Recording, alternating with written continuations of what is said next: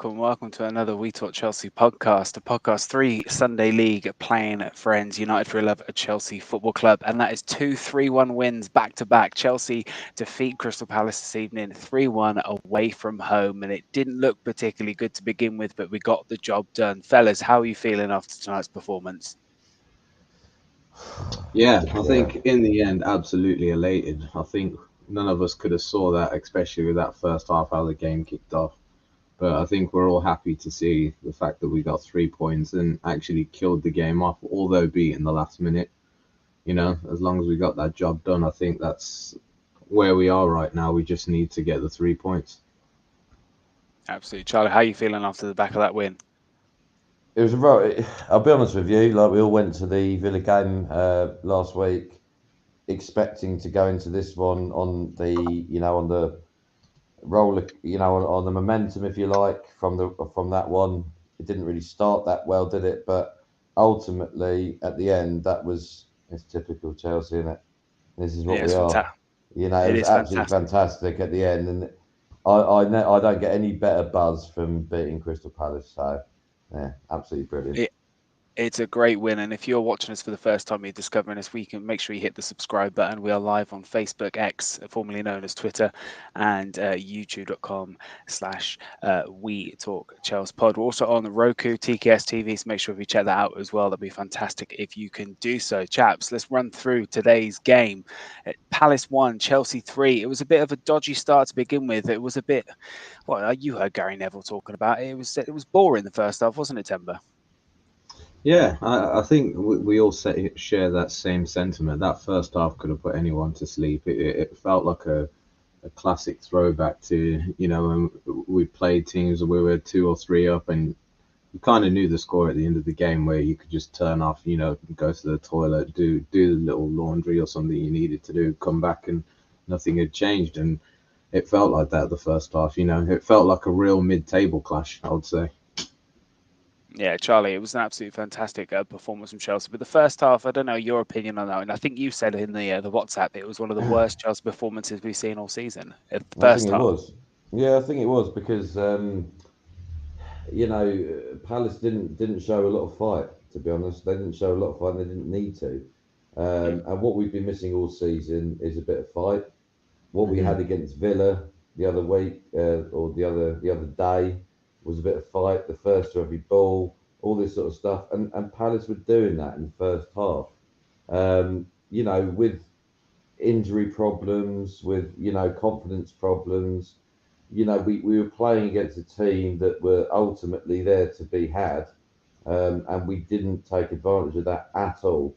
In my opinion, that first half, and I will say it, and I know I said it, I thought it was one of the worst halves I've seen all season. I really do. And that's not been me taking a negative spin. It's a great result. Everything's great. I feel great. But it was a really, really bad first half performance. There was nothing. We didn't get anywhere near their goal. We didn't keep possession. We didn't fight for any balls. Second to every ball. There was nothing. I don't know. Yeah, and I think it took us to the 45th minute to have our first shot miss off target. And let's not forget that, But yeah, exactly. I mean, Temba, it's a bit. Let's talk about. I mean, we'll talk about the lineup and the first half, but it's refreshing for Pochettino to make the changes at half time, isn't it? It shows that he's maybe shown a bit more of a ruthless side when it comes to pulling players off at half time when they're not performing. Because Madueke had an absolute stinker today, didn't he? Yeah. From the performance we've seen on Wednesday, you would have thought maybe he would have kicked on with the same form he showed that day. But I think he found it very hard to get on Tyreek Mitchell's bad side, should I say.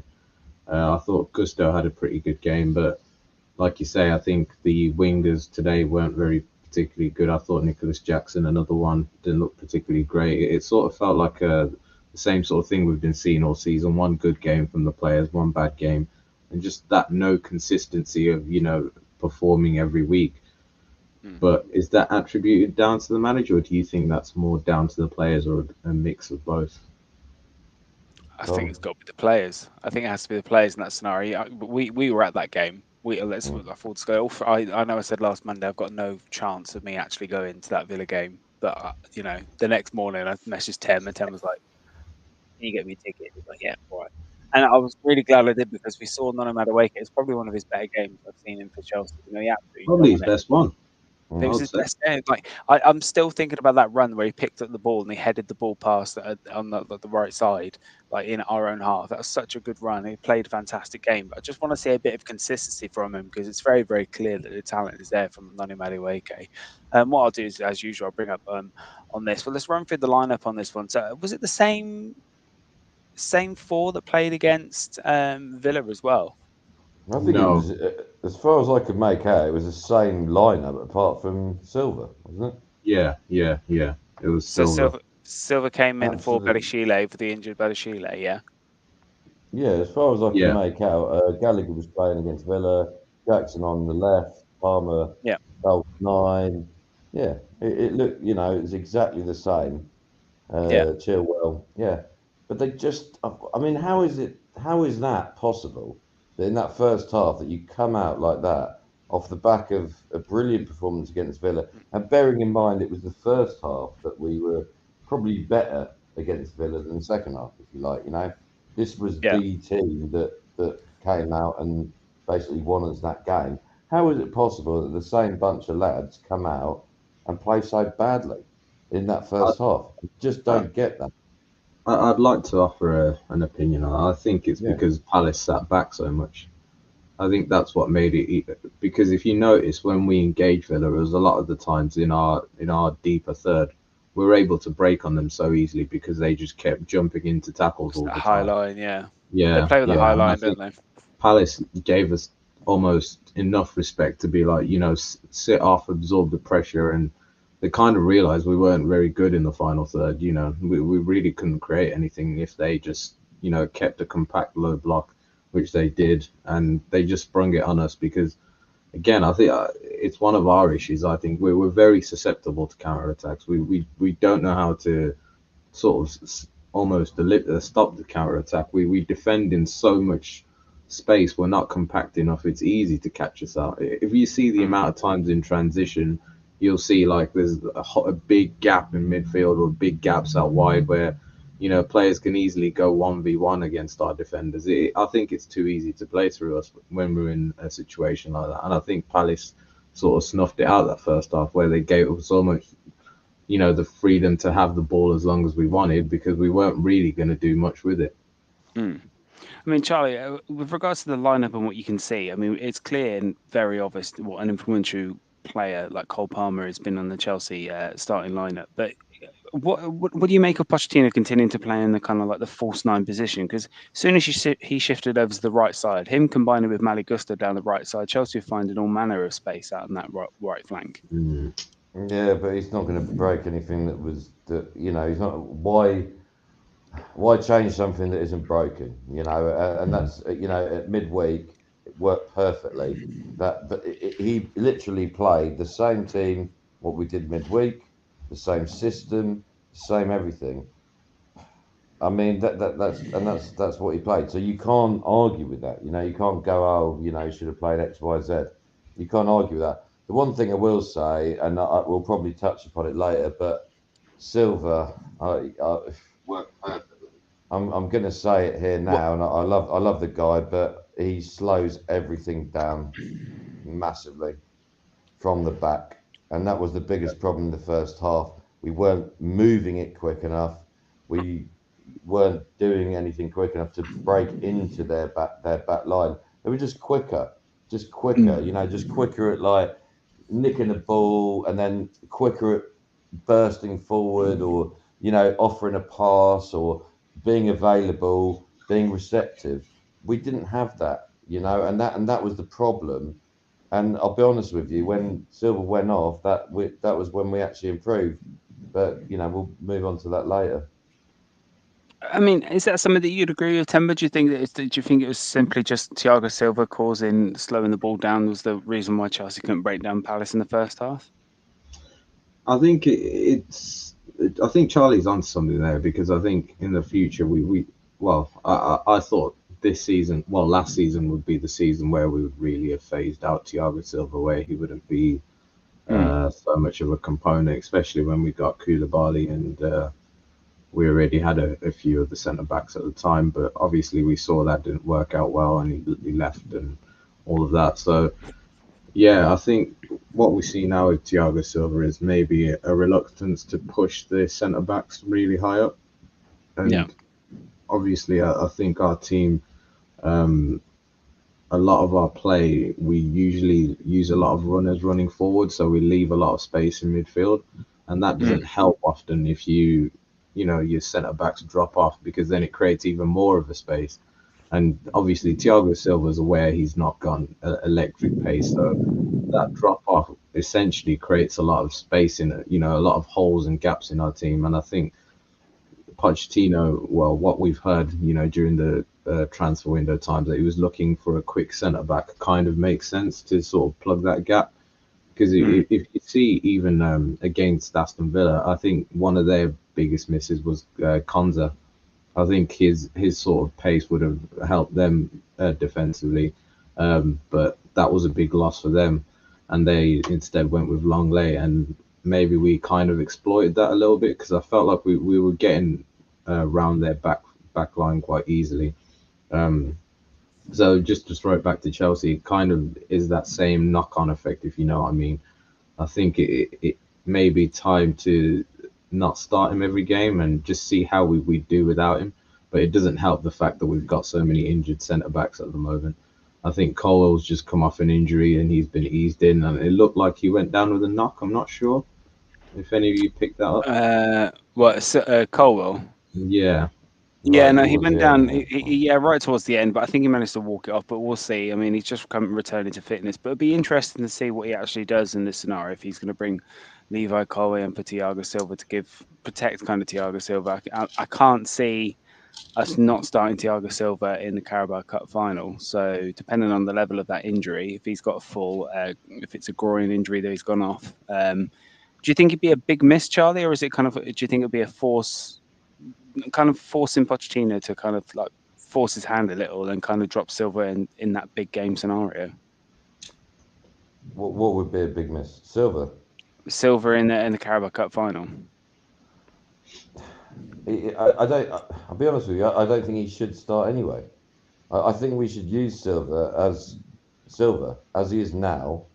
And look, he's a fantastic player. He's got a hell of a lot of experience. He's a brilliant person to be in the dressing room. We should use him for what he is at this moment in time.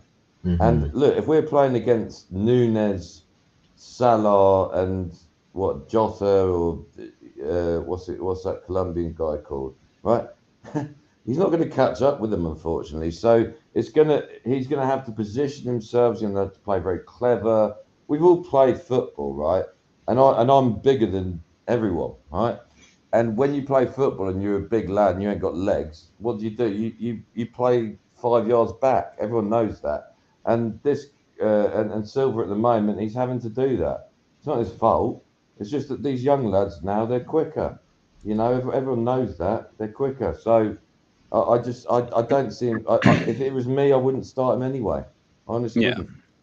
I mean, let's refer back to the game in this scenario. I mean, when we're looking at performances, I mean, who were the stand-up performances for you, like Tembo? Was it simply the Palmer moving across to the right wing? Was it Conor Gallagher taking the chances that needed to? Because the first goal that he took was actually quite a difficult strike to get on target. I think I said in the chat it was very easy to kind of sky that very, very high, but he took his chances very well. I think he only had the three chances. 2 out of 3 is not too bad, eh?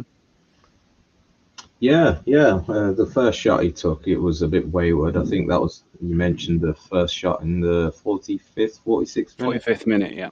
Yeah. That one went quite waywardly wide. I was a bit concerned about that. I thought maybe, from that point on, we weren't really going to kick on. But then he arrived in the box very well. And like you say, I think a good controlled strike. We've all played football and we've seen many players, even good players on our own teams, absolutely sky that. No comment on who that is, but we've seen we've seen. I just don't get in them positions. Yeah, but honestly, unless you've been in that position yourself, you don't actually know how hard it is to a ball coming at you at that speed and to actually keep it low. and with power. Because if you saw the keeper's reaction, it kind of caught him by surprise.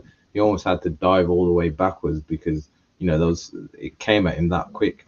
So yeah, it was fantastically taken goal.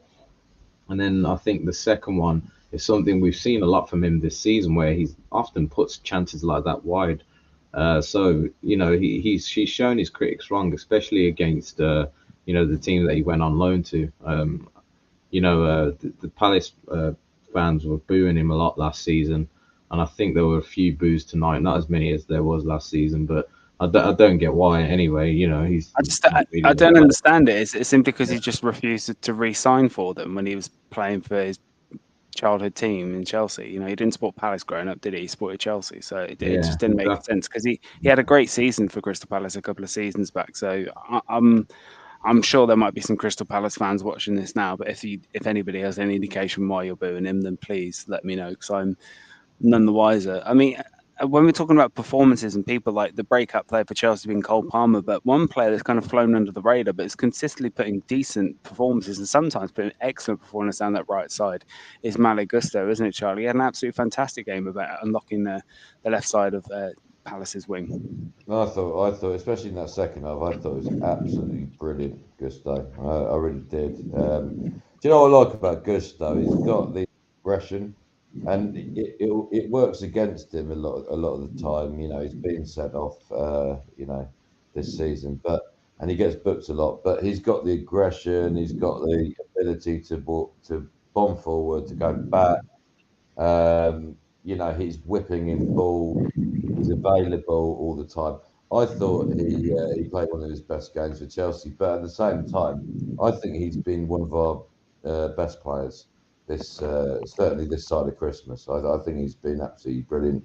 He's really stood up to because he's ultimately it's Reece James is probably going to take his place, but Mm. he's really stood up. There has to be a question whether Reece James does get his place back because Yeah, Gusto is playing that well. He really is. I really believe that, and he's Yeah, and him and Palmer as well.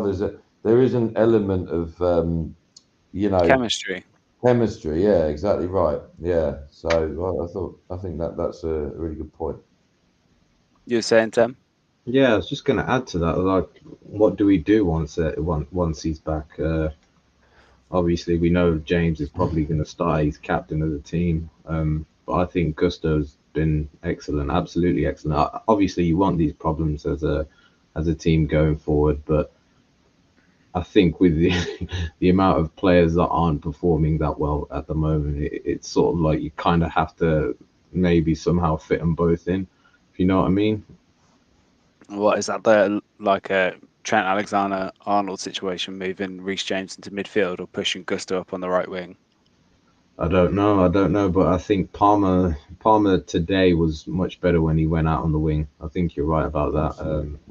Yeah. He was I don't believe he really touched the ball that first half. Maybe he had No, like 4 or 5 touches, but 5 touches, I think. I can't remember him getting involved whatsoever in that first half. And I think with him and Gusto, the difference with Palmer is that he's able to hold up the ball and Yeah, uh, sort of slow the game down, but then quicken it back up like to his own pace. And I think Madueke sometimes struggles with that. I think he's more of a direct player, so he's more suited to a game where you're probably playing on the counter attack and a bit more space. Whereas Palmer can be intricate. He can slow it down. He can quicken it up if he wants to. And we've seen he got 2 assists today, brilliantly. But yeah, I think him going out on the right meant that he got a bit more of the ball because another thing we didn't do the first half, we didn't play through the middle at all, if you guys noticed that. Yeah. no, no, Like it's there just was side to side, wasn't it? no passes whatsoever into that middle. I think Enzo tried a few, but he was, it was a bit too late. But I think eventually I think it's just a Pochettino thing. He likes to attack down the wings and play into the box, and we just saw that come into fruition that second half. It's just, Mm. in my opinion, it is literally they're just not quick enough at moving the ball. That is literally the main problem with this team. In the first half, Silva gets the ball. He's sort of like ploying with it for a bit. Palace aren't particularly pressing because they don't really need to. And then Silva drops it off somewhere, and then they go that way, and then they go back again, and they go back again. That is the problem. And it's only at the end where we have, obviously the fruition has come, probably because Palace players are tired and bored, basically. Bored of like, oh god, is this what it's going to? And then when you finally go, we're going to actually move it quick, you win. And Yeah. it is so slow. It's very slow. Gusto was the one in the second half when he got to the byline. He actually first time took a cross on. First Yeah. time in the box. It led to the first Gallagher goal. I'm pretty sure that was Yeah. that came on that sort of move. Yeah. From that side, Gallagher, bang. How many players were running in? How many players were ready for that ball? That was the difference. The first half was absolutely diabolical. It really was. It was one of the worst performances I've ever seen this season. But the second half was a little bit better. I will say that. Temba, does this mean like the second half, obviously night and day in terms of the Chelsea performance? It was. Can we attribute that to the coaching acumen of Mauricio Pochettino for that second half change? I will have to give him a bit of credit today. I think that sub came in early and he noticed what wasn't working and he made the change. But obviously, that's what he should do as manager. I'm still not. I still don't want him to stay. I think if we want to win that cup final, it's best that he's not in charge. But I will say that today he got his subs right.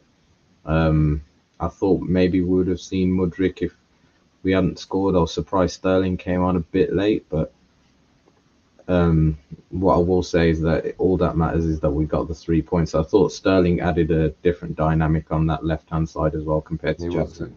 Yeah. I think we held the ball a bit just higher up in spaces compared to when Jackson was there.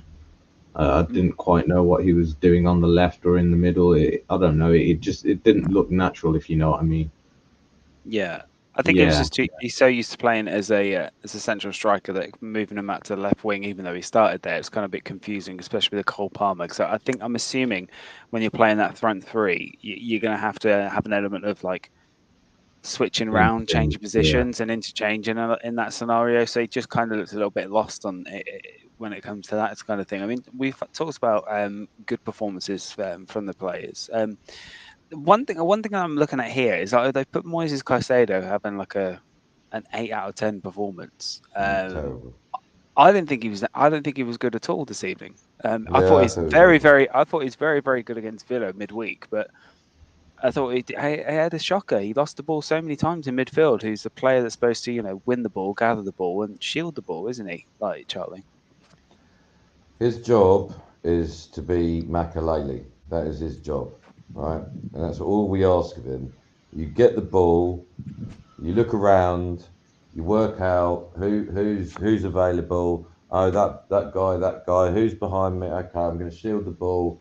Oh, that guy's available. Okay, well I'll play it to that bloke, or I'll turn because he should be half decent. Turn the ball and then move it on. That's all we ask of him. He was absolutely awful tonight. I'm sorry, he was absolutely terrible. He could have cost us the match on many occasions. That in the second half, there was in fact almost every single time Crystal Palace had any sniff of the goal, it was as a result of him giving the ball away. I'll say it straight. That's true. There was a few good things he did. I'll be honest with you. He did a few good things. He moved the ball quick. I will give him that. He moved the ball quick. When we were in transition, he was pretty good. But in terms of losing the ball as well in transition, absolutely dreadful. Really out of his depth. And, that has to be addressed. Temba, do you agree? Do you think it was that bad a performance? I don't think it was dreadful. I think he was average. I thought the first 20 minutes he played okay. I thought he was doing what he needed to do. That second 20 minutes, however, was really bad. However, I don't blame him for that first goal. I actually think Madueke's pass is very bad because if you look how close the Palace player was to Caicedo, he couldn't really have done much unless he had, already anticipated and done a fancied skill maybe a winger would have done. I think Madueke played us into trouble there, and that's part of, I think, risk and reward of playing out from a transition period, if you know what I mean, because that point we could have caught Palace out on a counter attack. Um, However, like I say, Caicedo didn't see that coming. He may have got fouled. I think someone landed on his knee. Mateta might have landed on his knee at the time. Yeah. But I think he problem with Caicedo. I think he often tries to impress. He doesn't do the simple pass often enough in situations where he's in midfield. I think we used to criticize Jorginho a lot for recycling the ball quite too much. Whereas I think Caicedo sometimes wants to, step on the ball, look around, see if he could pick another midfielder out. And just with the amount of pressure we get, I think he should probably, stick to playing a few more safer passes because we don't surround him with a lot of support when he gets the ball. I think that's the bigger issue. Tactically, I think against the better teams, you will see that they'll sort of wait for him to get the ball and then pounce on him, sort of like how teams used to do that when under Sarri with Jorginho. We saw it where they'll wait for him to get the ball, set like pressing traps and just try to catch him out, maybe physically or something. So I think he does need to improve his game as well in terms of just keeping the ball. But overall, I think he had an okay game. He wasn't amazing. He wasn't the worst, but he does need to improve. I think he does need to improve. I agree with Charlie there. I think you can't lose the ball that many times because you will end up conceding a goal. And as we saw, I think I just wanted to see what you guys thought, if Petrovic was at all to blame for that goal, or Yeah. anything he could have done to maybe get closer to it, as Petr alluded to, or do you disagree with his comments? I think the ball, I think with regards to Madueke, I think Madueke is more at fault for that goal. And then the press was nowhere near. Like Disasi didn't get out to the ball. They allowed him the opportunity to really take his time to take a strike. We didn't really close him down in that scenario. But I think the movement on the ball as well, let's face it, it was a great goal from Jefferson Lerma, like in the grand scheme of things. Like Petrovic is tall, but he's not Petr. We have to remember that as well. He's completely not that same type of player. Here is our second choice goalkeeper in the grand scheme of things. But I mean, I don't know about you, Charlie, but I think I'd rather give the benefit of the doubt and put it in the case of Jefferson Lerma had scored a great goal as opposed to Petrovic could have done more. How do you feel? Yeah, of course he did. I'm not denying him with that. What I'm trying to say, and this is the thing, is that we could have conceded more goals had they taken their chances better. There was many a time where Caicedo lost the ball. There's many a time where Petrovic shut the ball straight into their path. Right? There was many a time where Enzo lost the ball. Many a time where Madueke just went on a wild one and lost the ball in a decent position. So yeah, okay, we can all sit here and go, oh well, that particular goal. We can look ultimately look. We wouldn't watch football, right, if there wasn't any goals, right? So we we can all sit here and go, oh yeah, that goal was that person's fault, and VAR that, and do this, that, and the other. But ultimately, we wouldn't watch football if there wasn't any goals. Yeah. So someone has to be responsible for the goal. And I think on this instance, it was a brilliant goal. It was just a brilliant goal. It was brilliantly. He took the ball absolutely brilliantly. I don't think anyone's at fault. It was just a brilliant goal, and that's it. Slam dunk, finished. But the point I'm trying to make is that Caicedo had Crystal Palace have had a better way of finishing, we could have been 3-0 down. And this is the point that I'm trying to make. Yeah. Tembo, what about yourself? Do you think it was checking it was more Chelsea error from the goalkeeper's part, or do you agree that it was just a good goal? No, I think it was a good goal. It was just interesting the Petr, the comments he made about Petrovic's goalkeeping style. I think. Of course, he would say that because that's why he's there. He's just going to say it anyway. Yeah, go on. No. No. I just wanted to go over it because I think it's something that I noticed particularly about Kepa. He mentioned about usually Spanish goalkeeping styles. They usually try stay on their line. They don't close down the angle to try get as much leap as possible. And I think it's something we used to see a lot with Kepa, where he would often use his back legs to try generate as much lift as he can to try Yeah. reach the top corners. And usually he wouldn't go with his overhand. He would go with his his the closest hand to his body to towards the ball. Yeah. And he often wouldn't generate enough leap to even get to the corners. And it was kind of a go on, Tom. Sorry, you want to He say used to something? he used to swing his arms up, didn't he? So like Yeah. obviously as a goalkeeper, you'd want to keep your arms as wide as possible and like make the jump with Mhm. your arms as wide as possible. But he used to like drop his arms to kind of go up to give the Yeah. momentum. Yeah. Um, Yeah. yeah, I think that was the issue with Kepa. But we would digress. As a Real Madrid player, but he's going to be Chelsea's problem next season. Continue, please feel free. Yeah. So I was just saying, like, I think it's interesting. Obviously, Petrovic has that goalkeeping style. I didn't also notice. I think I mentioned 2 weeks ago he often doesn't really come off his line. Um, so I'd like to see how that plays out and if he is going to be our starting keeper, because maybe in scenarios where we won't have Thiago Silva and we are, pushed up high, how is that going to be? Is he going to be coming out to, engage with strikers? Is he going to, Yeah, have to be sort of a sweeper keeper if we are, starting to play that high line? Because one thing I noticed about when we played Aston Villa is how good Emi Martinez is off his line. He may not be the best ball player, but yeah, he is quick off his line and he's not scared to engage anyone, whether that means kicking the ball out or just coming out and just making it hard for the striker to at least get their shot off early. yeah. So yeah, I think I'd just like to see how that dynamic plays out in future games.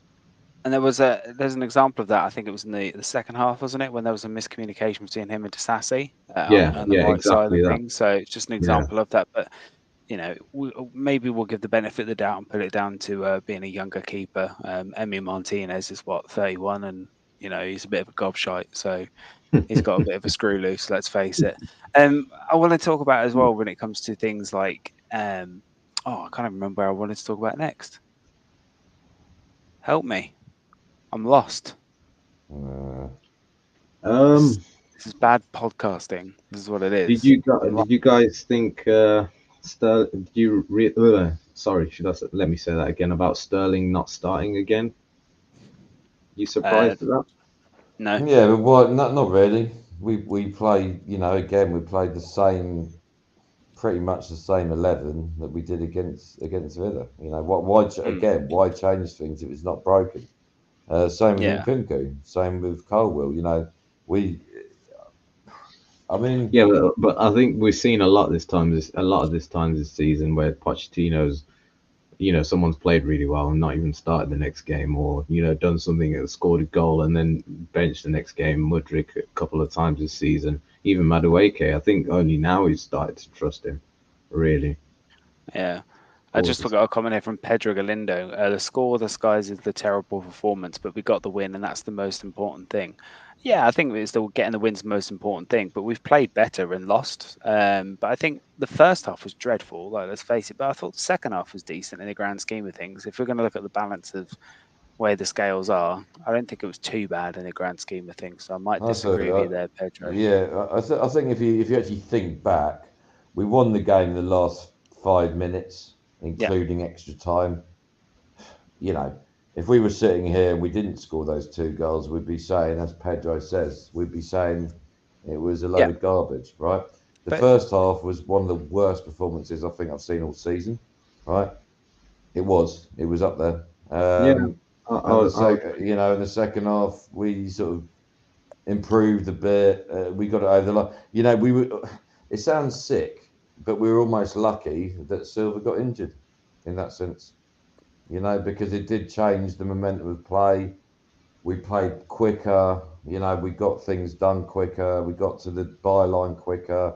Gusto got involved quicker. Everything went quicker, and this is the biggest problem in that first half. It's so slack, It's like we had, what is it, 78% possession. So we're just waddling around like penguins, just waddling around, knocking a snowball over there. Oh, go on, other penguin, dive there, do that, do this, do the other. It's just a comedy show, and then at the end of it, we just go, okay, fine, we'll get on with it. And do you That was think how. that's what stops us from really climbing that Yes. table? Yeah, it is. It is. I'm sorry, it is, because on Wednesday when we were there, and I was standing next to you on Wednesday, right? And I was standing next to you, and Tom was there as well. How quick were we to move the ball? How quick Very. were we? How McGinn standing there like a donut? Oh, well, where's the ball? We're there moving the ball, banging the ball about, moving it in. Look, Jackson's hardly the most prolific header of the ball, but he Yeah. manages to score a goal. Do you see what I Hmm. mean? In this Yeah. game, there's no chance that he was going to score. No chance. No. This is what I'm trying to say. It's about moving the ball.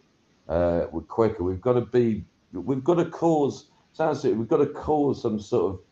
Distractions, disruption, something Yeah, like absolutely right. We've got to cause panic in the defence of the other team. Like, that. oh, what the bloody hell's going on here? And before you know it, we're round the bat and we've scored a goal. And that is the way we need to play. We've got a young team who are quick. They've got the ability to do this, and they're not doing it. Yeah, Just yeah, I totally agree. do you think so when we talk about players in FFP in that scenario, we've got to ship some players out. I mean, do you still think, based upon the fact that we kind of discovered the fact that we're scoring goals now, do we still need to get an out and out striker in 10? Yes, yes, I think we need to get a new manager and a new striker in. Um, I think You're not both. offering up any names for manager though. You're not offering any names. I don't know. I don't know. Anyone would do. Anyone would do. Honestly, anyone would do because I don't think this team are a 11th place team. I Yeah, don't. well I we're don't tenth think. now, bro. We're tenth. We're Okay, tenth, and a if we'd have been, 10th place we'd have team. been seventh. Yeah, a But 10th place team. I think we could still climb up to maybe sixth. Would be. I think you couldn't blame the manager for not going any higher. No, based on the players we have at the moment and the squad makeup plus yeah, injuries. I think a very good manager could take us to fifth or fourth, like an elite manager. mm, But I think a very average manager would be where we are right now, and I think that's just the ceiling of us. And I think with with a squad like ours, we've already invested 1 billion. We're not going to invest another 300-400 million. So really, the only thing you can invest in is a manager.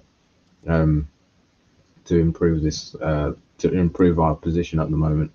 And I think it shows in just how inconsistent we are on the field and inconsistent our starting 11 is, barring injuries. So, in terms of your name of a striker, yeah, I do think someone like even an Osimhen would definitely help because I think we are terrible aerially, and that's something he definitely possesses. I don't know if you've been watching him over the last I couple of watched. months. Or, I've only watched one game of AFCON, and I watched the final with Ivory Coast and Nigeria, and it was kept kind of somewhat quiet in that game. So I didn't see Napoli or Seamen. If that makes Mhm. sense. Yeah, he has been very quiet in the AFCON. He's only scored 1 in 7 so far. Well, obviously it's over now, but Mm. he hasn't been great. But I don't think we've seen the Napoli Osimhen like you say. But I think his aerial presence will definitely help a team like us. Definitely. Yeah, it's interesting that how where we are. I mean, if you look at the table, we're now 10th. We're in with 34 points. We are 2 points behind Newcastle in seventh. We've got West Ham and Brighton above us. I mean, I could definitely see us making a push for seventh. I think sixth is probably a little bit out of reach. I think United are sixth at the moment with 41 points. We're 7 points off them. So I think, would you say Charlie seventh is the best that we can hope for? Or should we still keep our hopes up that we could probably try and nick into sixth place and hope for a massive downturn of form from Aston Villa? or United. Well, in terms of what we're going to do for the rest of look, this season is already a write-off Premier League as far as I'm concerned. It's already done, right? If we nick seventh, eighth, sixth, tenth, whatever it might be, we might nick a penalty shootout against Liverpool, whatever we might do. Maybe we do that, but we need to think about the longer term. And all I would say now is I was having a little think about this over the weekend. You know, that Villa game, that we all went to, right? And I saw something there. I saw Chelsea. I saw us play like we wanted it. I saw us play as a team. I saw us play in two halves the same way that we played in one half. If that makes sense. There's consistency on that. We saw out a game. Okay, it was a bit tricky towards the end. Look, if it was me, right, and I'm not a championship manager sort of bloke, right, but if it was me, right, I'd get rid of Silva, I'd get rid of Sterling, I'd start again, yeah, and just well, but you can laugh at me, but ultimately those were the guys who beat Villa the other day at their place, away from True. home in an FA It is Cup, true. right? So you can laugh at me, but I would say No it's one's laughing almost at you. I would say it's almost a problem for Pochettino having those players there, similar to when Ten Hag had Ronaldo, for example, or Yeah. similar, that sort of thing. Hmm. It might be a bit of a we call it a poison chalice or whatever you want to call it, but I would say that that's probably the best thing that could be done for Chelsea at the moment is maybe just say to Silva, look, you've had a nice time. He's going to go anyway. Doesn't matter. His wife's already told him where to go. It's fine. No problem. Thanks very much. Goodbye. And Sterling, I don't think he wants to be there. And I just think, look, we want players who want to be there. We need him to. Poch has got to start with a group of players who are green, if that makes sense. Green people, people who actually want to work for him on that pyramid, if that makes sense. You Hmm. can't have people, it's very hard to manage people when you've got people who are trying to work against you or going to go, oh, yeah, my old manager, oh, that, what, Mourinho, oh, yeah, he was better than this bloke. No, we can't have that anymore. We've got, if we're going to trust in this bloke and we've got nothing else, bearing in mind, right, if we get rid of Pochettino, who the bloody hell else have we got to go? Well, Nowhere, you tell right? me. Exactly right. You think Mourinho's going to want to come back? I don't think so. I think he's got bigger fish to fry. So if it was me, I would go get rid of Silver, get rid of Sterling. As much, God bless all the rest of it. But unfortunately, your time's done. Off you go, and then let's see what the future brings. And I think that Villa game, and look, I went up to Middlesbrough, right? I saw us play with Silver, with Sterling, fucking shit, right? And sorry for the language, awful, right? I've seen them play with those people, rubbish. That was the best I've ever seen us play. That was the best I've ever seen us. The fans connect to the manager. Didn't really connect to the manager, but at least connected to the team. At least I'd say that's so what we. far this season, yeah. I'd say Yeah, and that that's what we need Villa to. away was the only time That's it what we felt need like to Chelsea. pursue. Simple as Yeah, that. yeah. Like, Yeah, it's I not think that difficult.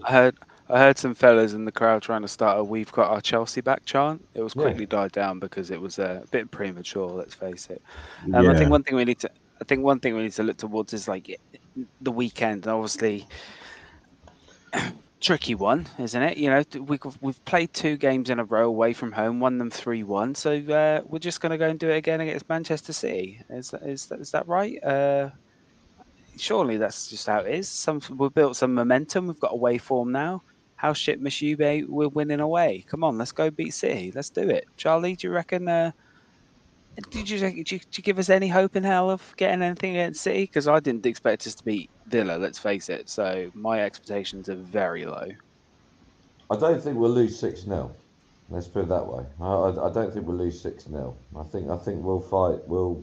we might lose, but I think all we ask, isn't it, as fans, is to lose nicely, if that makes sense, and just to lose nicely. So if we lose 3-1, but again, like that Liverpool match, almost similar in a way. I don't. I think they were just a better team on the day, and we just got. I think we're going into it and do what we can. We know we're going to lose. Tim, do you think the momentum's kind of swung towards Chelsea? I mean, one thing I clocked on the Chelsea Villa game was there was a huddle before kickoff. I don't know how much you can read into that, but there was definitely not a lot of stuff that you can. There was definitely not a lot of stuff that you could. That certainly wasn't there in games before. Like, I know how it's a bit cringy them getting into a huddle, but surely that shows some level of togetherness as well as the game today. There was a huddle before as well. So, can you see Chelsea building on the momentum from the last two wins? Because Villa away, bear in mind they've only lost twice at home this season. Hmm. Chelsea is one of them. It's a difficult place to go, and it was a full-strength side for that Villa put out, with the exception of Clement Longley. Palace are probably not wasn't a full-strength Palace side. We made it difficult in the first half. They were missing Elise, Eze, quite a Mike Guy, a lot of players. But do you fathom a world where Chelsea could dig in and just scrape a 1-1 or a 0-0? Well, I think if Pochettino does that, I would, completely apologize of every bad thing I've said about him this season because if we manage to win, that is. If we manage to draw, that's just about acceptable, I think. But anything other than a 2-goal deficit loss is deemed acceptable, I think, at this point. We really need to maybe just keep the score respectable. One thing we've struggled against this season, and I think we've all noticed, is teams that play with the tempo. That first 20 minutes when we played Spurs, that first 20 minutes when we played Liverpool, the first 20 minutes when we played Man City at home, although we started with a good tempo against Man City, we still struggled to get, and Man United as well. Man United, another team that gave us a lot of problems that first 20 minutes. I think it's just keeping our heads and staying in the game and make sure we don't go 1-0 down. I think that's the key to playing against a team like Man City. But obviously, they're always going to score, whether we lose or win. I think they will score regardless because we're just not that good defensively. So it's really about us taking our chances. I can't. I think the last time we got a result at the Etihad was in 2021. Was it under Tuchel? We've beaten 3 times in a row. Does sound like something Thomas Tuchel would do. I remember the. So I went to the Lampard one. That was 15. Was that 14-15? That was, yeah. Yeah, and then we had the Conte. Yeah, Hazard 16-17. Costa, Hazard, Willian. Yeah. I think that was the last time we won Your, there. both your memories are so much better than mine. I think the last time we beat we're Man City elephants. in 2021. I'm sure it was just that we played them in the league game and we won. We won 2-1. I think Ziyech scored that game, or was it 1-0? I can't remember. Anyway, I'm sure it was 1-0 or 2-1. I'm pretty sure Ziyech scored that game. We really weren't that good that game, but we managed to win anyway. And it just seems like every time we go at the Etihad, we're almost going there just to accept a defeat, if you know what I mean. Like, it's not even it's not even an intimidating atmosphere, is it? That's the thing. It's such a wet playground, that one. It is, isn't it? It's such a joke of a sort of place to go and play football. Just a load of idiots clapping and stuff like that. I mean, I was going to say, Tom, you said about this, we're going in a huddle. I did a hacker before the game today. We still didn't win. Do you know what I mean? It doesn't matter. It doesn't matter what happens. We're still the same team that we were yesterday. It annoys me. Do you know what? It really frustrates me. And I'm going to say this. It really annoys me. The amount of time and money and everything else that I put into this football club, And and just when you think that things are going well, everything goes the other way, and it does my absolute nut. Honestly, it really does. But anyway, Yeah. I mean, Yeah, you I was got to just going to remember. ask Tom, what do you think is an acceptable score for Saturday, or what would you like to see but it? Tim, that's what is an acceptable score. I mean, this is Exactly. This is where we are. This is the problem. yeah. We've Go got. on, Tim. I mean, just got to try not to lose. That's it. I Because if we agree can with You you. get a think I we'll agree point, with manage Tom. that? no. Probably not. More than I mean, likely not. But we did it earlier the season. So it's possible to do. Admittedly, it is at the Etihad. But we did it early in the season. You never know. Cole Palmer might be specifically up for this game for reasons I Oh, I don't hope know. so. Mm. So I hope he puts on his football boots properly for this game. But I think it's tricky. I mean, what do you reckon the score's going to be, chaps? Do you think it's just going to be comprehensive Chelsea loss for all, 4-all again? Timber 3-0. to City. Ovs. Nice. I'm gonna go. I'm gonna go with a Chelsea. 2-all. Why not? I'm going to go with a 2-all. That's what I'm going to go with. I Wow. think we're going to get. I'm going to get. I think we're going to get a point, which means inevitably we're going to lose. But what I'm going to do is I'm going to bet on City to win. So no doubt it means Chelsea will get 3 points at the Etihad. Which I'm only joking. It's never going to happen. Let's face it. No, but this is it. What we tend to do is we do these podcasts every Monday at 9:30 p.m. But in the event of a live kickoff like this evening, what we tend to do is we'll go live just after the games wraps up. So if you do get a chance, make sure you watch us on TKS TV using Roku, Fire Stick, or online. You can go to tkstv.co.uk for more information. If you found us for the first time on Facebook or YouTube or X, please go across to our YouTube and hit the subscribe channel. We'll be back next week at 9:30 to review Chelsea's inevitable loss to the treble winners, Manchester City. Up the Chelsea. Yeah.